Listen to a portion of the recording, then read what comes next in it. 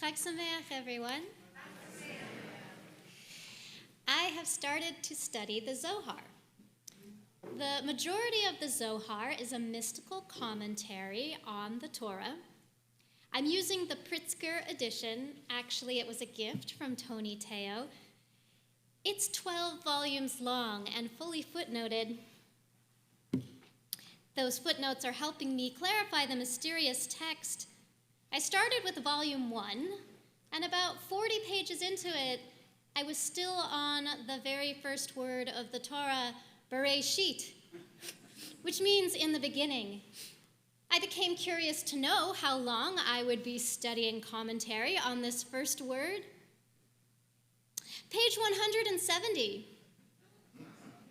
On the one hand, it's a little overwhelming to study 170 pages of interpretation of the first word of the Torah. And on the other hand, it's pretty impressive that the authors of the Zohar could come up with 170 pages worth of interpretations of the first word of the Torah. Will my enthusiasm to read the Zohar wane as I read variation after variation? I think that all depends on whether I can keep a beginner's mind. What is a beginner's mind, you might ask? It's a concept in Buddhism. One Zen master, Leo Babauta, gives this definition for it.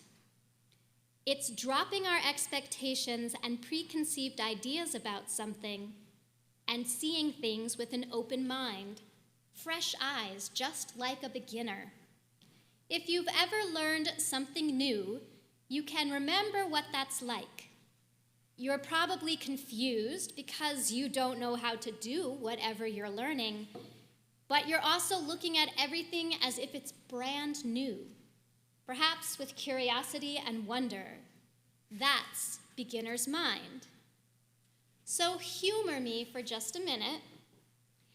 Imagine you have never sat in a chair. Now, I know you all have. That's rather the point of this exercise. Can we approach it with a beginner's mind? Humor me. Imagine you have never sat in a chair. Allow yourself to notice the physical sensations of doing so. Notice where the chair applies pressure to your body. Notice which joints and muscles work to support you in the chair and which ones relax. Take in the texture and temperature of the materials of the chair. Beginner's mind.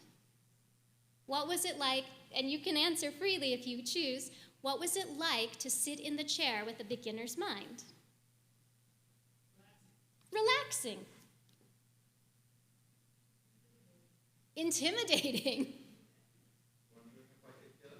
Wondering if I could get up again. Yes, we could also stand with beginner's mind too, right? So, you can tell when any child starts to walk and they look like this. Walking's not as easy as one might think. Beginner's mind, a focus.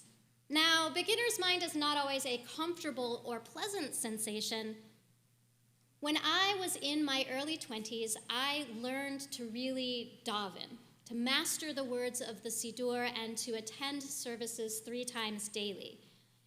I was in the yeshiva and I confessed to one of my teachers, a pious man who prayed 3 times daily, probably his whole life, that I was struggling to keep up with the Hebrew, that when I actually paid attention to what the words meant, I found some of them quite objectionable, and that as someone who had never prayed daily and didn't have it in her practice, it was hard to stay through the entire service, and that I felt frustrated and overwhelmed. I was surprised when my teacher answered me that he envied me. He said the words were so familiar to him that he had to constantly shake off boredom and force himself to focus and not let his mind wander while his lips moved automatically over the familiar words until he was startled to find himself 3 pages further along than where he thought he was. It's true, as a beginner, I was struggling with the new skill, but I was also engaged. I was alert. I was focused. Maybe you felt engaged, alert, and focused with our chair exercise.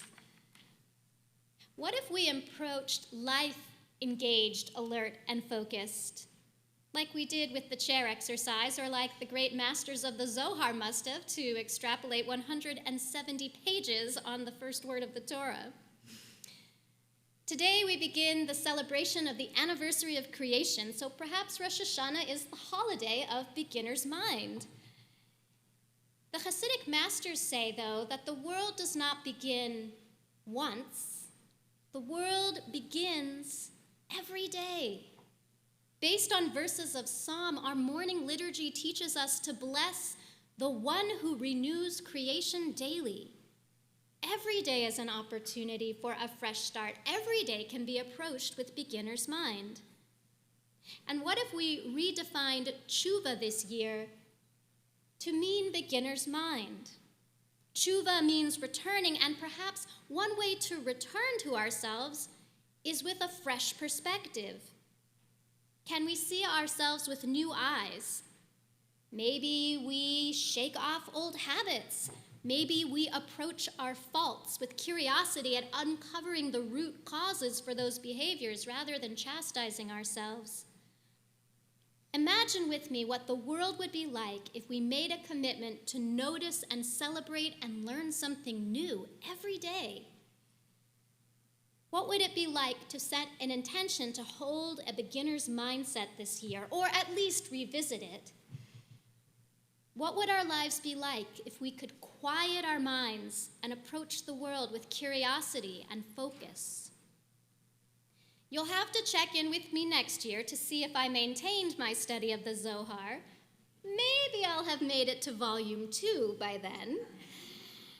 I believe a good part of my success depends on me continuing to approach my studies with a beginner's mind, to feel the wonder as I read, in the beginning, in the beginning, in the beginning. May those words never grow old for me. May we all be blessed to approach life engaged, curious, alert, and open-minded. L'shana tova.